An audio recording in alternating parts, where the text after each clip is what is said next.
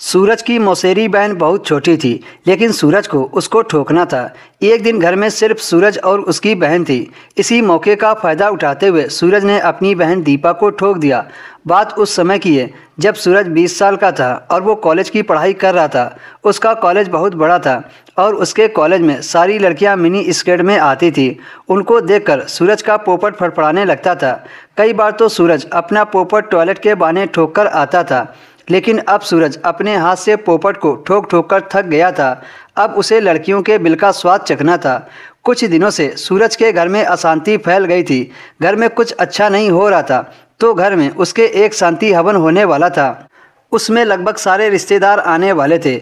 इस वजह से सूरज बहुत खुश हो गया था, क्योंकि उसी हवन में उसकी मौसेरी बहन दीपा भी आने वाली थी। सूरज का बचपन उसी के साथ गुजरा था। दीपा उस वक्त 17 साल की थी। वो दिखने में काफ़ी सुंदर व आकर्षक थी।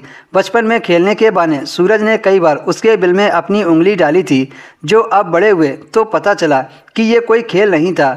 लेकिन दीपा ने कभी किसी से कुछ नहीं कहा था। दीपा भी मन ही मन सूरज को पसंद करती थी, क्योंकि अभी तक उसका कोई बॉयफ्रेंड नहीं था। वो सिर्फ सूरज को ही चाहती थी। अब वो दिन भी आ गया जिस दिन घर पर हवन था, तो धीरे धीरे रिश्तेदार आने लगे। लेकिन सूरज तो सिर्फ दीपा का ही इंतजार कर रहा था। कुछ देर के बाद दीपा भी सूरज के घर आ गई। सूरज को देखकर दीपा मन ही मन मुस्कुरा पड़ी। सूरज ने जल्दी से दीपा का सामान उठाया और अंदर ले गया। सामान उठाते समय सूरज ने दीपा के पैरों में चिकोटी काट दी थी, जिससे वो जोर से चिल्ला पड़ी। तो सबने पूछा क्या हुआ, तो दीपा ने बोल दिया कि चींटी ने काट लिया, और सूरज हंसते हंसते वहाँ से चला गया। अब सारे लोग पूजा की तैयारी में जुट गए थे और सूरज दीपा के बिल का स्वाद लेने का इंतजार कर रहा था। शाम को परिवार के सभी लोग आंगन में बैठकर बातें कर रहे थे। तभी सूरज ने दीपा को इशारा करके छत पर बुलाया। वो सबसे नज़रें बचाकर छत पर आ गई और सूरज दीपा के साथ बैठकर बातें करने लगा। दीपा ने टाइट जीन्स व ढीला टॉप पहन रखा था, जिससे वो बहुत मस्त दिख रही थी। उसको देखकर सूरज का पोपट अभी से उछाल मारने लगा था, लेकिन वह अभी कुछ कर नहीं सकता था। सूरज पहले दीपा को उस काम के लिए मनाना चाहता था। फिर सूरज ने बोला, दीपा तुम्हें बचपन वाला गेम याद है? दीपा ने कहा, हाँ याद है। वो गेम फिर से खेलना है क्या? दीपा ने कहा, मुझे तो प्रॉब्लम नहीं है, हम खेल सकते हैं।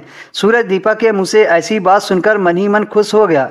उसे तो विश्वास ही नहीं हो रहा था कि दीपा इतनी आसानी से मान जाएगी। फिर सूरज ने दीपा से पूछा, कब खेलना है? दीपा ने कहा, जब तुम चाहो। सूरज ने कहा, अभी रात में यही सही मौका है। अभी घर के सभी लोग आंगन में बैठकर बातें कर रहे हैं। इससे अच्छा मौका पता नहीं दोबारा मिले या नहीं। दीपा ने कहा, ठीक है सूरज भैया, जैसा तुम्हें अच्छा लगे। उसके बाद सूरज ने वहीं पर चटाई बिछा दी और अपने मोटे चूहे को छोटी बहन के बिल में डाल दिया। अंदर जाते ही दीपा की चीख निकल गई, क्योंकि ये उंगली नहीं मोटा चूहा था। पहले तो उसे दर्द हुआ, फिर वो इस चीज़ का मजा लेने लगी।